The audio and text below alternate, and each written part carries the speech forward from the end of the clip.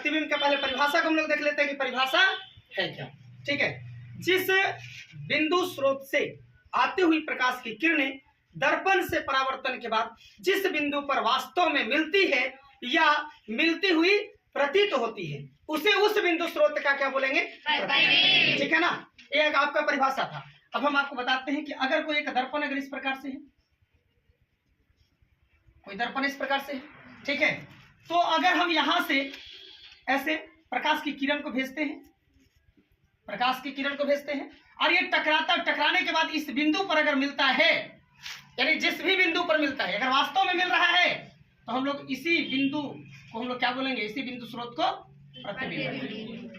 Clear है यहां तक? अब उसी प्रकार अगर हो सकता है कि यहां पे अगर इस प्रकार से अगर हो, ठीक है, इधर से प्रकाश की किरण को भेज रहे हैं, ये टकरा करके इधर वापस तो चला जा रहा है, लेकिन लग रहा है कि यहाँ इस बिंदु से आ रहा है, तो इसे ही हम लोग बोलेंगे क्या, प्रतिबिंब। ठीक है ना, तो हम लोग समझने का प्रयास करेंगे प्रतिबिंब कितने प्रकार के होते हैं। तो प्रतिबिंब मुख्यतः दो प्रकार के होते हैं। पहला होता है क्या, वास्तविक प्रतिबिंब। पहला कौन सी प्रतिबिंब, वास्तविक प्रतिबिंब। इसको इंग्लिश में हम लोग बोलते हैं रियल इमेज। ठीक है, और दूसरा का होता है आपको आभासी प्रतिबिंब, आभासी प्रतिबिंब या काल्पनिक प्रतिबिंब, काल्पनिक प्रतिबिंब। इसको हम लोग वर्चुअल इमेज बोलते हैं, वर्चुअल इमेज। ठीक है ना, अब हम लोग इसका पहले परिभाषा समझते हैं, वास्तविक प्रतिबिंब और आभासी प्रतिबिंब। ठीक है ना, तो वास्तविक प्रतिबिंब कहते किसको है, तो जिस बिंदु स्रोत से आती हुई प्रकाश की किरणें दर्पण से परावर्तन के बाद जिस बिंदु पर वास्तव में मिलती है, देखिए इसमें क्या है, वास्तव में मिल रही है, तो हम लोग इस बिंदु को हम लोग क्या बोलेंगे, वास्तविक प्रतिबिंब बोलेंगे। ठीक है ना, अब इसके बाद हम लोग समझेंगे आभासी प्रतिबिंब क्या है। तो आभासी प्रतिबिंब जिस बिंदु स्रोत से आती प्रकाश की किरणें, देखिए जिस बिंदु स्रोत से आती प्रकाश की किरणें दर्पण से परावर्तन के बाद, दर्पण से परावर्तन के बाद, ठीक है, दर्पण से परावर्तन के बाद जिस बिंदु से आती हुई प्रतीत होती है, जिस बिंदु से आती हुई प्रतीत होती है उसे उस बिंदु स्रोत का क्या बोलते हैं, आभासी प्रतिबिंब बोलते हैं या फिर काल्पनिक प्रतिबिंब बोलेंगे। क्लियर है यहाँ तक? अब हम लोग समझने का पहले प्रयास करेंगे क्या कि वास्तविक प्रतिबिंब और आभासी प्रतिबिंब में अंतर क्या है। ठीक है, तो इसके बाद जो है हम लोग क्या पढ़ेंगे अभी, वास्तविक प्रतिबिंब और आभासी प्रतिबिंब में अंतर। ठीक है, देखिए एक साइड में रहेगा वास्तविक प्रतिबिंब और दूसरे के साइड में रहेगा क्या, आभासी प्रतिबिंब, आभासी प्रतिबिंब। समझ में आ रहा है? तो ये पहला जो है आपको इसमें अंतर में रहेगा क्या, वास्तविक प्रतिबिंब को पर्दे पर उतारा जा सकता है, पर्दे पर उतारा जा सकता है। क्लियर है? और जबकि आभासी प्रतिबिंब को पर्दे पर नहीं उतारा जा सकता है, पर्दे पर नहीं उतारा जा सकता है।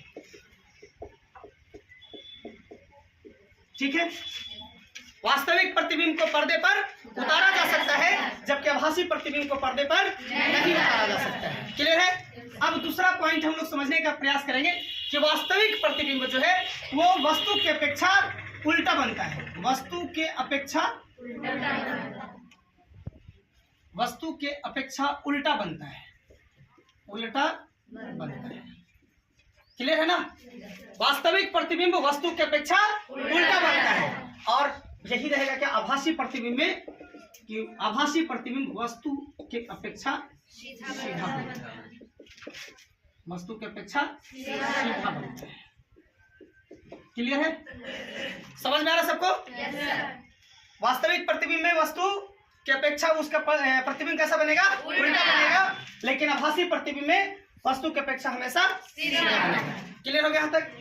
अब तीसरा पॉइंट यहाँ पे हम लोग समझने का प्रयास करेंगे कि वास्तविक प्रतिबिंब दर्पण के सामने बनेगा, दर्पण में, है ना, लेंस वाले में आपको बाद में बता देंगे, ठीक है ना, लेकिन अभी हम लोग समझेंगे क्या चीज, दर्पण में। ठीक है, तो वास्तविक प्रतिबिंब दर्पण के सामने बनता है,